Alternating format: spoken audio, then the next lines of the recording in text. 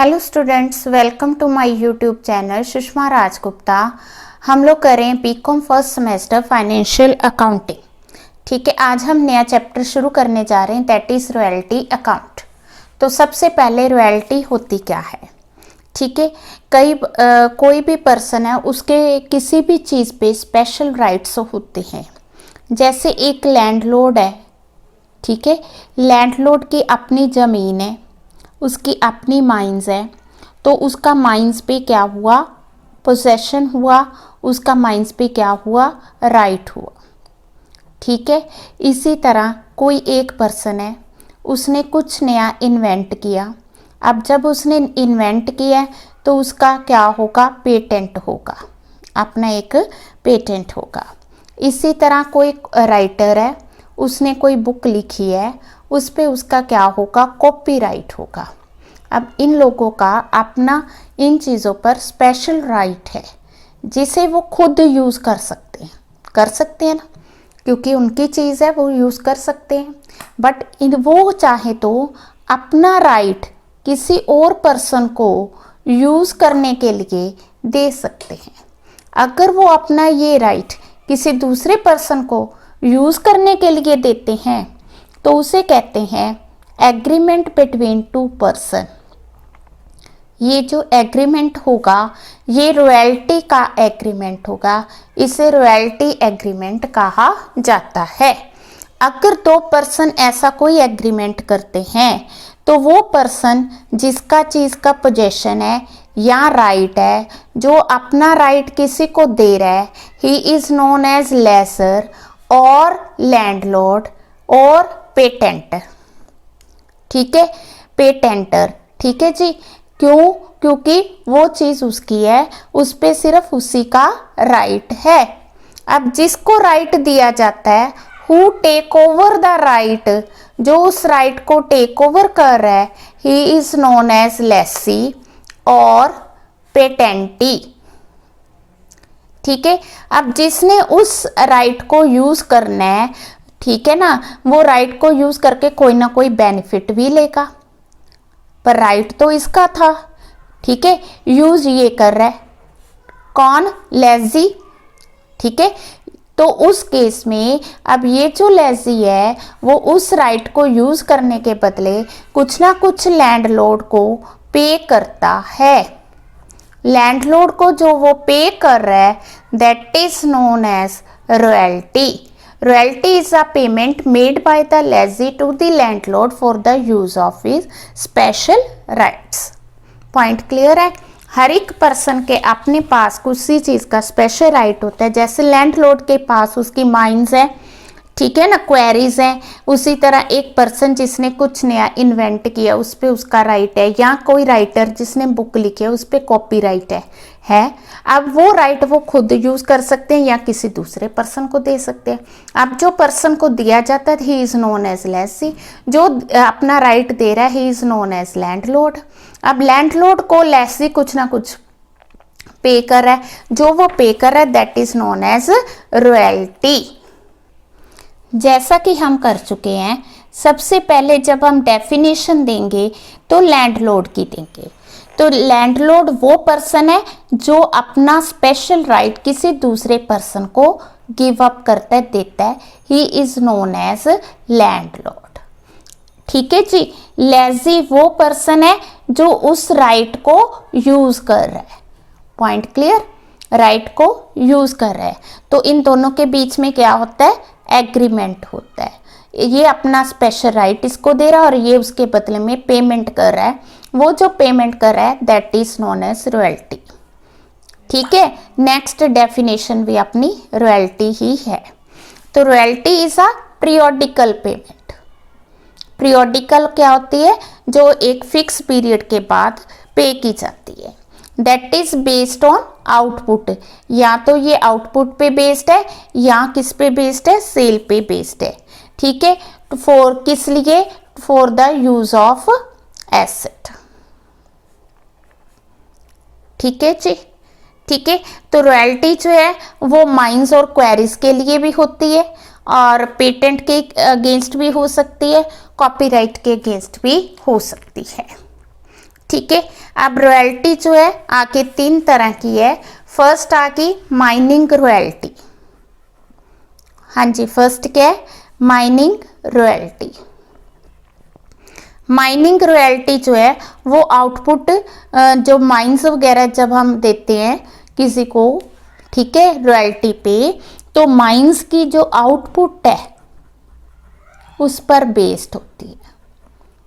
ठीक है, पर टन के अकॉर्डिंग भी जितनी भी उसकी मतलब कि प्रोडक्शन होगी, प्रोडक्शन पे बेस पे ये रॉयल्टी पे की जाती है। देन आ गई पेटेंट रॉयल्टी।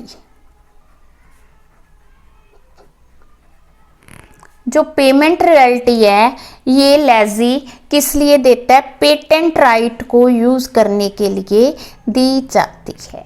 किसी का मार्का, किसी का पेटेंट राइट यूज किया जाता है तो उसके बदले दी जाती है। ठीक है, जैसे ये कल्याणी पब्लिकेशन की बुक है, ये उनका पेटेंट है, ठीक है, ट्रेडमार्क है। अगर ये अपना ट्रेडमार्क किसी और को यूज करने के लिए देते हैं तो उसके बदले जो पेमेंट होती है that is known as patent royalty. Then आ गया कॉपीराइट रॉयल्टी।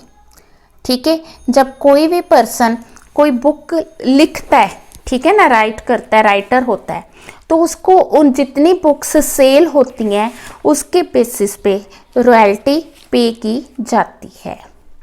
ठीक है, जब भी आप कोई भी बुक देखोगे तो उस बुक पे ये निशान होगा, सी सर्कल की है, ये इसको कॉपीराइट बोलते हैं। ठीक है, कॉपीराइट किसके? जैन का, नरंग का। ठीक है, ऑथर्स है ना ये दोनों इस बुक के, सो दैट्स वाई उनका कॉपीराइट है। तो जितनी नंबर ऑफ बुक्स सेल होंगी उसका कुछ परसेंट जो भी उनका एग्रीमेंट हुआ है वो रॉयल्टी पे की जाएगी। तो कॉपीराइट जो है नंबर ऑफ कॉपीज के बेस्ड पे, कॉपीज किसकी? बुक भी हो सकती है, कॉपीज हो सकती है। ठीक है जी, तो जो भी राइटर है जितनी बुक्स सेल होंगी, जितनी नंबर ऑफ कॉपी सेल होंगी उसके बेस पे उसको रॉयल्टी दी जाएगी। हाँ जी, मिनिमम रेंट नेक्स्ट हमारी डेफिनेशन है। तो मैंने अभी आपसे कहा कि जो रॉयल्टी है that is based on the output. ठीक है, जितनी माइन से आउटपुट आएगी उसके बेसिस पे रॉयल्टी पे की जाएगी। ठीक है, अब मान लो जिसको हमने लेजी को कोई माइंस दी है, रॉयल्टी पे दी है, अब 1 साल उसने कोई काम नहीं किया, कोई आउटपुट नहीं दी, तो क्या वो लेजर को कुछ भी पे नहीं करेगा? तो यहाँ पे लेजर का क्या हो गया? बहुत लॉस हो गया। अब इस केस में कि रॉयल्टी वैसे तो आउटपुट पे बेस्ड होती है, पर क्या होगा कि हम लोग एक मिनिमम रेंट फिक्स करेंगे भी, आउटपुट चाहे 0 हो चाहे जितनी मर्जी हो, आपने मिनिमम 10,000 हर साल पे करना ही करना है। ठीक है, और रेट क्या रखा उन्होंने? ₹2 पर टन।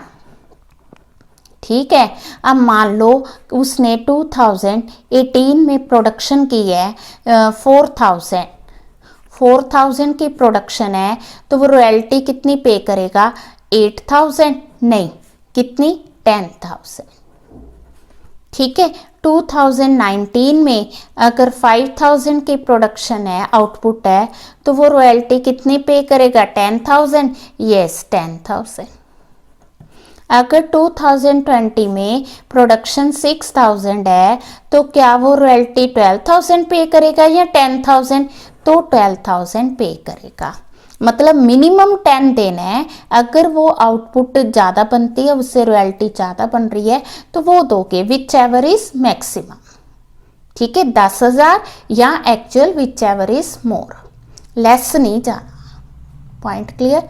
तो मिनिमम रेंट वो रेंट है जो कि लेजी लेजर को पे करेगा ही करेगा, चाहे आउटपुट 0 हो चाहे आउटपुट ज़्यादा हो। ठीक है, now the point is what is short working. Short working क्या है? अब जैसे आपसे कहा कि मिनिमम रेंट हमने 10,000 रखा है, ठीक है।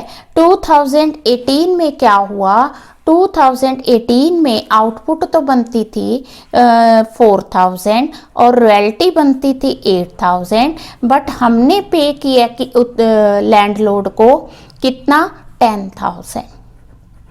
मैंने जो 10,000 या लेसी ने जो 10,000 मिनिमम रेंट पे किया है, रॉयल्टी तो 8,000 है, but he is paying more than the royalty. वो जो अमाउंट ज़्यादा पे कर रहा है that is known as short working, ठीक है। Excess of minimum rent over actual royalty is known as short working. Excess of minimum rent over royalty is known as short working. Point समझ के। अब 2019 में क्या हुआ, 5,000 जब आउटपुट हुई तो रॉयल्टी बनी 10,000, तो यहाँ पे 10,000 ही पे किया, so there is no short working. Short working तब अराइज होगी जब जो है रॉयल्टी मिनिमम रेंट से कम होगी या मिनिमम रेंट रॉयल्टी से ज़्यादा होगा। क्लियर जी। Short working is excess of minimum rent over actual royalty. Then आ गया ग्राउंड रेंट। ग्राउंड रेंट क्या होता है, ग्राउंड रेंट है it is fixed yearly half yearly rent, ठीक है। ईयरली भी हो सकता है, हाफ ईयरली भी हो सकता है। इट इज फिक्स्ड ईयरली और half yearly rent payable by the lessee to the landlord, ठीक है जी। अब आ गया right to recoup royalty, short working, sorry, right to recoup short working, ठीक है। अब हुआ क्या कि 2018 में 4,000 यूनिट्स हैं, 8,000 रॉयल्टी है, मिनिमम रेंट 10,000 है, शॉर्ट वर्किंग 2,000 है। Point clear. 2019 में यूनिट्स 5,000 है, ठीक है जी, मिनिमम रेंट 10,000 है, there is no short working. 2020 में 6,000 आउटपुट है, टोटल रॉयल्टी 12,000 है, ठीक है, that is more than minimum rent. तो यहाँ मैंने कहा कि लेजी लैंडलॉर्ड को 12,000 पे करेगा, ठीक है। अब रीकूप क्या हुआ, रीकूप का मतलब ये है कि यहाँ पे जो लेसी है रॉयल्टी बनती थी 8,000 but he was paying 10,000 more than the royalty, 2,000 उसने ज़्यादा पे किया, तो जहाँ पे रॉयल्टी ज़्यादा है मिनिमम रेंट से, तो क्या वो 2,000 जो उसने ज़्यादा पे किया यहाँ आके वो उसको ख़त्म कर सकता है, रिकूप कर सकता है, इसको रिकूप करना कहते हैं, ठीक है। तो क्या वो उसे ख़त्म कर सकता है, तो अगर वो इसको यहाँ से माइनस करेगा तो ऑब्वियस है कि उसे इस साल कितनी अमाउंट पे करनी पड़ेगी, 12,000 की जगह 10,000 करनी पड़ेगी। Right to recoup short working का मतलब है कि अगर पहले शॉर्ट वर्किंग आई है बाद में रॉयल्टी ज़्यादा आ गई है तो क्या हम पुरानी जो शॉर्ट वर्किंग है उसको अगली रॉयल्टी से माइनस कर सकते हैं। So that is a right to recoup short working. It depends upon the agreement between the landlord and the lessee. अगर दोनों में एग्रीमेंट हुआ है तो वो होगी रिकूप होगी, नहीं तो नहीं होगी। अब जो रिकूप करनी है उसके भी आगे दो मेथड है। पहला मेथड है फिक्स्ड पीरियड। फिक्स्ड पीरियड का मतलब है कि जैसे उसने कह दिया कि with in 2 years, with in first 2 years, भी पहले 2 सालों में अगर रिकूप होगी तो होगी, नहीं तो खत्म। मतलब 1-2 सालों में अगर ये शॉर्ट वर्किंग रिकूप होगी तो ठीक है, नहीं तो खत्म। तो इस केस में हम लोग यहाँ पे 12,000 पे करेंगे क्योंकि 2 सालों में जो है एक्सेस रॉयल्टी नहीं आई, तो फिर तीसरे साल आई है तो तीसरे साल वो ख़त्म नहीं होगी। अगर वो कहता कि विद इन 3 ईयर्स रिकूप करनी है, अगर वो कहता with in first 3 years recoup करनी है। जब उसने 3 इयर्स कह दिया तो इट मीन्स कि 1 2 3 तीसरे साल वो रिकूप हो सकती है। रिकूप हो सकती है तो यहाँ पे 12,000 नहीं पे करेगा, फिर वो कितनी अमाउंट पे करेगा, 10,000। पॉइंट समझ रहे हो? तो ये तो अभी फिक्स्ड पीरियड के आगे मैं बता रही हूँ कि ये भी हो सकता है, ये भी हो सकता है, ठीक है, कुछ भी हो सकता है, क्वेश्चन में मेंशन होगा। 2 साल भी हो सकते, 3 साल भी हो सकते, 4 साल भी हो सकते, पर अगर 2 साल लिखा है तो रिकूप नहीं होगी। अगर 3 साल लिखा है, क्योंकि तीसरे साल वो एक्सेस है, तो वो रिकूप हो जाएगी। ठीक है, now the point is fluctuating.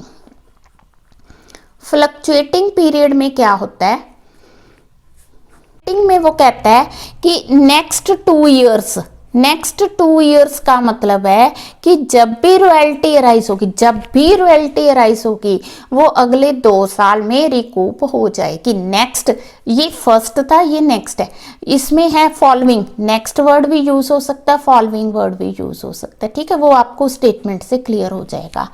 तो अगर उसने कहा नेक्स्ट 2 इयर्स, इट मीन्स कि 1 2 अगले 2 सालों में ये शॉर्ट वर्किंग रिकूप हो जाएगी। तो फिर यहाँ पे ये जो 12,000 है इसे हम यूज करेंगे, 2,000 इसमें से माइनस करेंगे, तो यहाँ पे क्या रह जाएगा, 10,000। ठीक है, तो फिर मान लो 2021 में फिर शॉर्ट वर्किंग आ गई, ठीक है जी, मान लो फिर शॉर्ट वर्किंग आ गई, तो वो शॉर्ट वर्किंग अगले 2 साल में रिकूप हो सकती है। फ्लक्चुएटिंग का ये मतलब है। बट अगर फिक्स्ड पीरियड है तो वो पहले 3 साल ही होगी, फिर अगर शॉर्ट वर्किंग अराइज हो भी जाती है तो वो रिकूप नहीं होगी, क्योंकि वो फर्स्ट 3 इयर्स या फर्स्ट 2 इयर्स में ही हो सकती थी। Point clear? नेक्स्ट पॉइंट है सरप्लस। अब सरप्लस क्या है, जब रॉयल्टी मिनिमम रेंट से ज्यादा है तो सरप्लस आएगा, अगर कम है तो शॉर्ट वर्किंग आएगी, ज्यादा है तो सरप्लस आएगा। Surplus is excess of royalty over minimum rent. Excess of royalty over minimum rent. Clear है? अब आ गया रेंट और रॉयल्टी का डिफरेंस।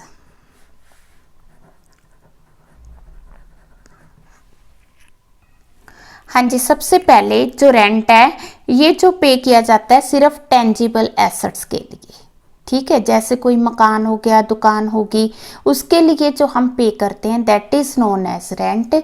जो स्पेशल राइट्स को यूज करने के लिए होता है उसे क्या कहते हैं, रॉयल्टी। ठीक है जी, तो ये जो है ज़्यादातर टाइम बेसिस पे होती है, टाइम बेसिस पे, जैसे मंथली होगी, फोर्टनाइटली होगी, वीकली होगी, ठीक है जी।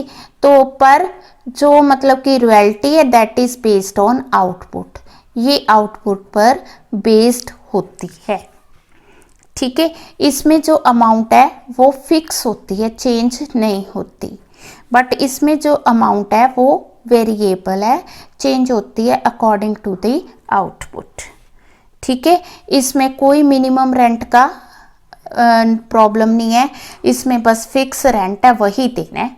तो यहाँ पे एक क्लॉज होती है, क्लॉज किस चीज़ की होती है, मिनिमम रेंट की होती है, ठीक है। पार्टीज इसमें एक टेनेंट होता है और दूसरा लैंडलॉर्ड होता है, ठीक है जी।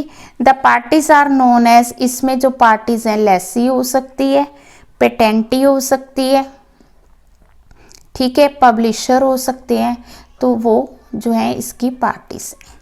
Point clear? बहुत ही सिंपल 5 मार्क्स का क्वेश्चन बनता है, ठीक है जी। अब इसके बाद हमारे पास है जर्नल एंट्रीज। जर्नल एंट्रीज हम लोग नेक्स्ट वीडियो में करेंगे, तो पहले आप लोग इंट्रोडक्शन और जो टॉपिक्स है उनकी डेफिनेशन अच्छे से कर लो, रिवाइज कर लो, ठीक है जी। वीडियो अच्छी लगी वीडियो को लाइक करें, चैनल को अभी तक नहीं सब्सक्राइब किया तो ज़रूर सब्सक्राइब करें और ज़्यादा से ज़्यादा शेयर करें। Thank you.